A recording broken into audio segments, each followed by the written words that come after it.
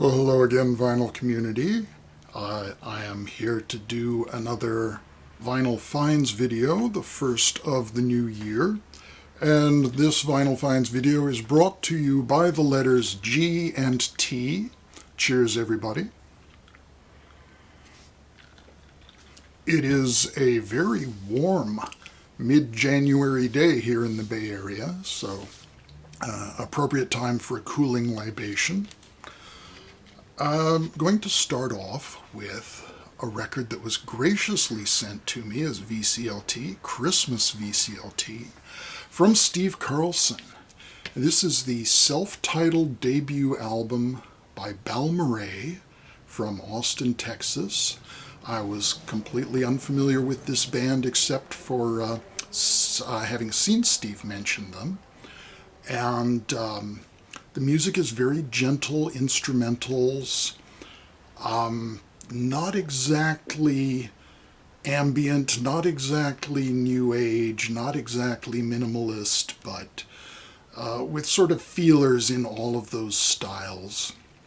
It's kind of surprising how many people are involved in making the music, because much of the time it sounds like just one or two instruments with some subtle electronics maybe going on, humming a bit in the background. With the piano going, it sounds a bit like Eric Satie. With the finger-picked acoustic guitars, it sounds maybe a little like Popol Vuh at times.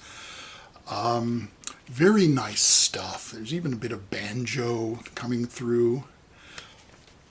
Maybe a little like a Penguin Cafe Orchestra. So really nice stuff. And thank you so much, Steve. This was such a generous surprise.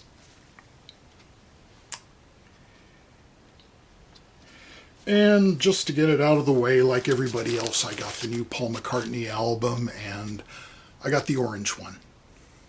I actually saw somebody, I think it was Emma, at 8 Vinyl Low, showing the green one. Sorry, Emma, if that was not you. So I really wanted the green one, but by the time I'd seen it, it was too late, so I was able to snag the orange one. Something that's maybe not a million miles away from the Balmorhea album, in a sense, is this double LP on the German Vergo label by Michael Vetter, Overtones, Voice and Tambura. And it's very much what it says on the tin. It's voice and tambura. The first disc is dedicated to overtones singing, in which Michael Vetter produces a single tone vocally, and then by changing the shape of his mouth is able to emphasize and run through various overtones that are present in every natural sound and produce a sort of riffing. He makes little tunes by shifting rapidly from one overtone to another, and it's a very meditative sound. I think it's actually a very meditative practice. It's not the most musical kind of thing. I think this is meant more as a meditative aid. The second disc is just what it says. It's all tambura. And again, he's playing the tambura not quite in the drone fashion that it's specifically meant for a drone to be played in the background of an Indian raga performance, but he's doing it more as a finger-picked guitar and just rapidly going through the few different notes that you get naturally on the tambura. And again, it's more like something that's supposed to be used as a meditation aid than as something that's supposed to be consumed or attended to in the way we normally consume music. On to some items from the classical bargain bin. Symphony No. 7 by Tchaikovsky, performed by Eugene Ormandy, conducting the Philadelphia Orchestra. Now, Michael, you say, Tchaikovsky only wrote 6 symphonies. You're making a silly mistake. But no, this is a reconstruction of a symphony that Tchaikovsky abandoned. This unfinished symphony was actually adapted by Tchaikovsky into his 3rd piano concerto, which was itself published posthumously and was only a single movement. Well, another composer, Taneyev,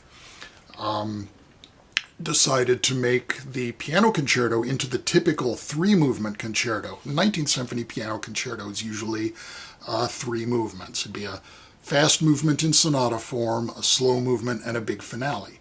So Taneyev went back to those sketches for the E-flat symphony that Tchaikovsky abandoned and came up with what he called the Andante and finale, which was meant to be the completion of the Third Symphony. Well, another composer, Bogatyrev, went back to those sketches and Taneyev's version and readapted them back into symphonic form. And that's what we have here, the typical four-movement 19th century symphony, which would be a fast movement in sonata form, a slow movement, a scherzo, and a big finale. In short, that's what this is. Two albums of cantatas by Johann Sebastian Bach. Bach was, when he worked for the church, tasked with writing a cantata pretty much every week for services. They were performed as part of the church service. So most of his cantatas, and we have over 200, and there are more that are lost, most of his cantatas are sacred works, specifically taking off from writing hymns, Lutheran hymns, and poetry, devotional poetry. This one is Gott soll allein mein Herz haben, cantata number 169, God alone shall have my heart, and cantata number 56, Ich will der Kreuzstab gerne tragen, or Gladly the Cross-Eyed Bear, which has nothing to do with a bear with ocular troubles named Gladly. Gladly the Cross-Eyed Bear is the typical English version of that hymn. And this other one, cantata number 199, the delightfully titled Mein Herz schwimmt im Blut, my heart swims in blood, and one of the secular cantatas, which is not even in German, it's so secular it's in Italian, Non sa che sia dolore.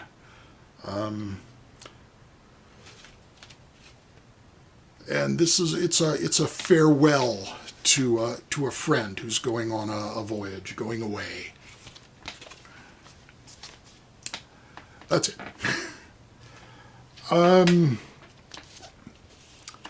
From I think 1969, the first album by C-Train.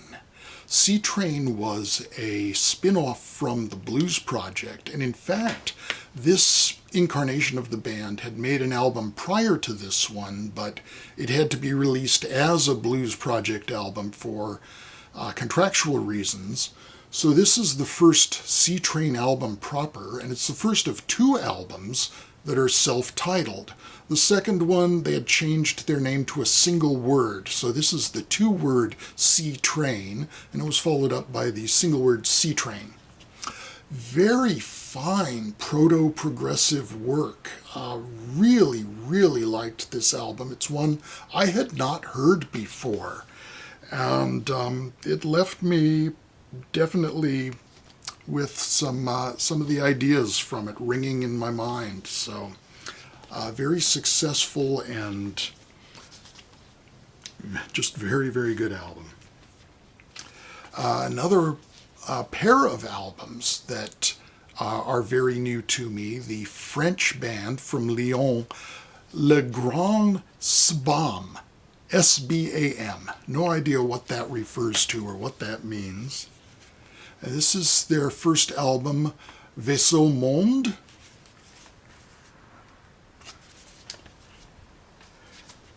And this is their 2020 album, Fourvant, F-U-R-V-E-N-T. This one is a double LP. And as you might pick up on from the covers, there is definitely a science fiction theme going on here. This one also has the entire second disc devoted to an 8-part suite apparently inspired by the I Ching. Each movement is named for something in nature: the wind, the fire, the earth, the lake, the sky, the water, the mountain. I forgot the first is the thunder. All named in Chinese and French.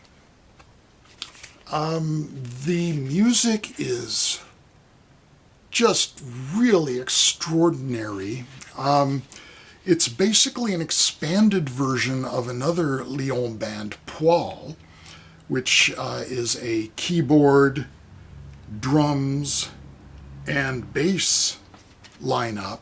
This adds mallet percussion and female vocals, as well as on this second keyboard player. And the music is just way, way out there. There are definitely connections with Magma. It's like if Magma were funny. It's sort of filling that gap between Magma and Looney Tunes. Very, very extraordinary album, and I got onto that after seeing a lot of people on a progressive rock discussion board choosing Fourvant as their favorite album of 2020. So definitely was deservedly chosen by those people. An album from 2014 by the East Bay band from Oakland, Grex. This is Monster Music.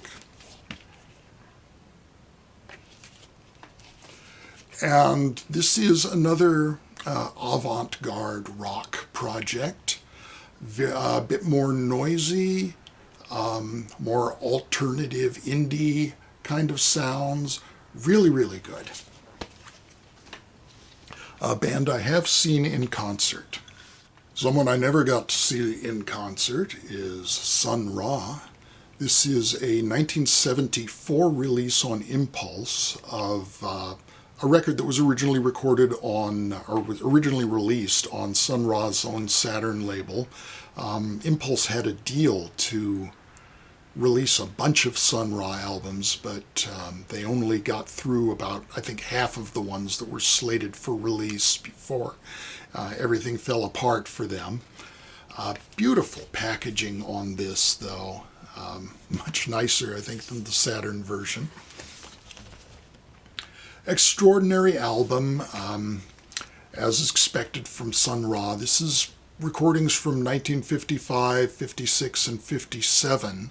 Very brief album. It's around 24 minutes long. But still, it goes through so many places. It stops, makes a lot of stops on Sun Ra's interstellar trip.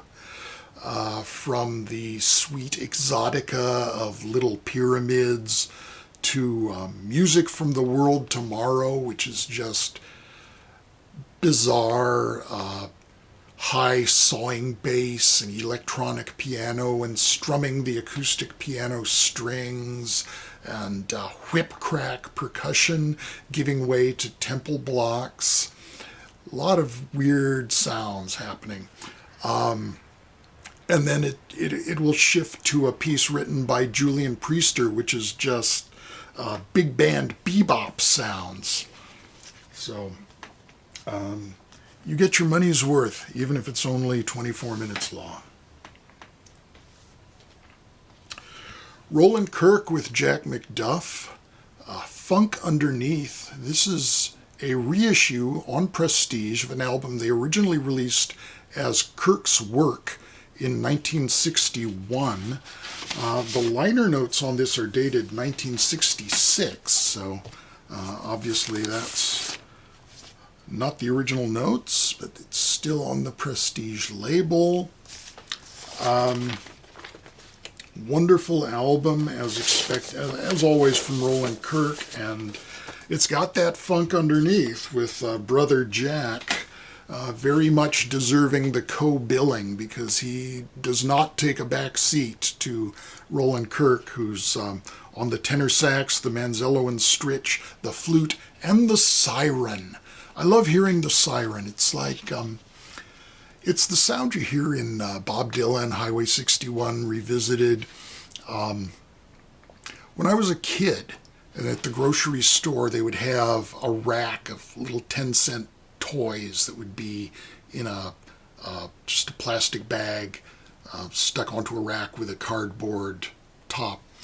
And one of those toys typically would be a ring that you would blow into, and it would make that whirr sound. And that's what this siren is.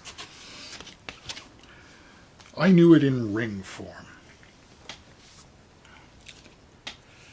From 1969, Eddie Harris, Silver Cycles. Wonderful foil cover on the Atlantic label. Eddie Harris going very electronic here, but also it's kind of a two-pronged effort in that there's definitely a feeler reaching out to a commercial sound. It's heading away from straight jazz into what I think was maybe denigrated as a commercial sound, but he's doing that in an experimental way, playing the electronically altered saxophone, playing through an echoplex, going through some very much funk and R&B based pieces. The opening track is a calypso. The second track is definitely funk-based, but is in 7/4 time. So it's a kind of altered funk there. The title track is very spacey, but it goes into a blues and funk bag. Last track on side one, I'm going to Leave You By Yourself. R&B soul vocals on the back and kind of a string section going on and just a bluesy saxophone sound. So really, really enjoyable, experimental, but very accessible. So I really dig this one. From 1970, Yusuf Latif, the diverse Yusuf Latif. 4 long pieces meant to let Yusuf Latif stretch out. It's got kind of the same feel in some ways. There's very much an R&B bag going on in places. Bernard Purdie is on drums, so he's bringing the funk. But as expected from Yusuf Latif, there's an Asian influence. He plays mostly flute. One song has him on tenor sax. The rest is on flute. Wonderfully titled Live Humble. Liner notes speak about the importance of humility, and I have to wonder about how humble it is to have the backing vocals. It's got those female soul vocals going on. It's 1970. Having them singing Yusuf Latif's name. Again, it's got strings, it's got funk, it's got female backing vocals. So it's got that combination of moving away from straight jazz into what's perceived as a commercialized sound, but doing it in an experimental way. It's really the same thing as Bitches Brew. Miles was looked down on at the time by the jazz establishment for moving away from jazz proper into what they perceived as, well, he's going commercial, he's going for the rock audience. But come on, Bitches Brew commercial? It's commercial in that it sold, it was successful, but it was definitely not something that sounded like the hit singles of the time. It was not courting the top 40.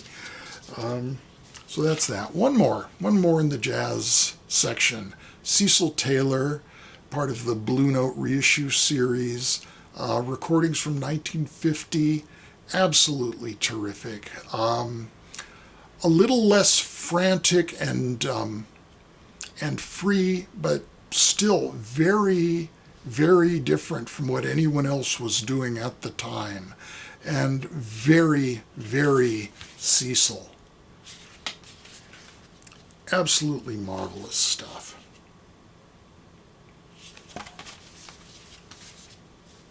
And that's it. Thank you very much for watching. Be well. Talk with you again soon. Bye-bye for now.